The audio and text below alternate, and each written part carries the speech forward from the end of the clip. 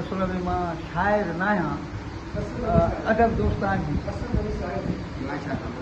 पर बिस्मिल्लाह रहमान रहीम मूंखे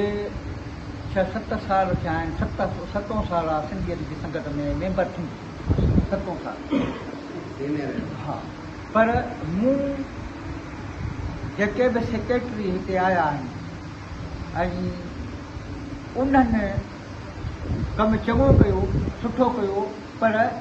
ही जेका साईं नूर कुंभर असांजी नए सेक्रेटरी सम्झो नवाण आंदी आहे, जंहिंमें हिन चैनल यूट्यूब जेको आंदो आहे सो तमामु हिकिड़ी नवाण ऐं तमामु हिकिड़ी जदीयत आहे। हिन में असां जूं तस्वीरूं, असांजो माज़ी जेको यादि रहंदो ऐं इहो महफ़ूज़ रहंदो। ऐं उन सां गॾु ॿी ॻाल्हि, जॾहिं साईं कल्ह मूं ॾे मैसेज मोकिलियो त मैसेज में बि नवाण अॻियां सेक्रेटरी जेके मैसेज लिखंदा हुआ सिर्फ़ु पंहिंजो नालो लिखंदा हुआ त फिलाणो सजा यूसुफ साहिबु या साईं रंजूब आज़ाद साहिबु सेक्रेटरी, पर साईं पंहिंजे सथ खे गॾु खणी हलणु, उन में पाण जो नालो ऐं ॿियो जेको 60 जीअं साईं आसिफ़ बदर चना, गुल हुसैन या साईं सैफ़ी साहिबु, ईअं ई अहिड़े नमूने सां सिलसिले में भलो मैसेज ठाहे मोकिलियो अथसि। इहा बि नवाण, कॾहिं बि का सेक्रेटरी अहिड़ी नवाण न आंदी आहे। हीअ ॿ ॻाल्हियूं तमामु नवाण जी तरफ़ आहिनि। टी ॻाल्हि इहा नवाण आंदी त हिते काफ़ी वक़्त खां असांजे सिंधियत जी संगत में कंहिं बि माण्हूअ खे, कंहिं बि फ़र्द खे, शाइर खे या को बि असांजो दोस्त हुजे, तनक़ीदगार हुजे, पर उनखे एवॉर्ड जे सिलसिले में साईं हिकिड़ी इहा नवाण ॾियारी आहे जेका अॻिते हली इनशाअल्लाह साईं इहा असांखे उमेद आहे त साईं मतिलबु त इन नवाण खे ॾियारींदो। मतिलबु त का बि नवाण ज़रूरी आहे। सेक्रेटरी ही असांजो जेको नओं आयो आहे साईं नूर साहिबु, उन नवाण ॾाढी आंदी आहे ऐं यूट्यूब जे करे हिकिड़ी जदीयत आंदी अथसि। मां कुझु शाह साईं जा 2-3 बैत पढ़ी पंहिंजी जाइ वठंदुसि। लतीफ़ फरमायो त जॾहिं कर थियाम साञा सुपेरनि जी, तॾहिं कर तिर जेतिरो वेल न विसरियाम, अंदरि रूह रहाम सॼणो उताबू कर। लतीफ़ फरमाए थो साईं साईं सोरठिया आया मांझी मणियादार,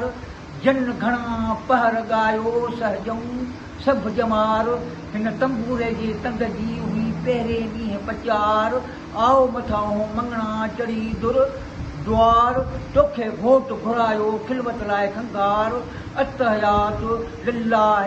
वसलवात व तय्यबात, खिली कयूं खिकार, अस्सलाम अलैकुम अय्युहन नबी व रहमतुल्लाह व बरकातहू, हीउ करूर जी बचार, तंहिंखां पोइ सूअ में संसार त मुस्कुराऊं मंगणे, खेयूं ख़शियत ख़ौफ़ मऊं, कयूं कीने खे कतलाम, ड्रिजन ड्राव अलाह जे ॿियो कहन कलाम, उन्हनि जे बाब में लथी आयत इनाम, अल्लज़ीन यख़्शऊन रब्बहुम बिल ग़ैब, ये परवर जा पैगाम, ख़तरा लाइ काम गुरखे गजा का।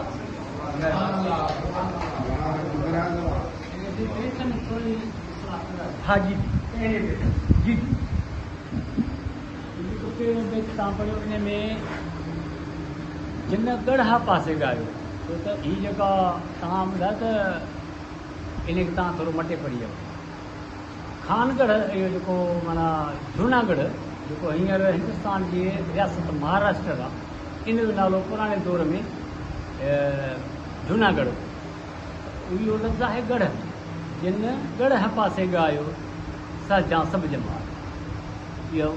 इहो लफ़्ज़ तव्हां थोरो साईं चयो त जिन घणनि ॻायो अलाए कहिड़े नमूने साईं लफ़्ज़ तव्हांजो वराए हिनखे चयो गढ़ माना उहो जेको जूनागढ़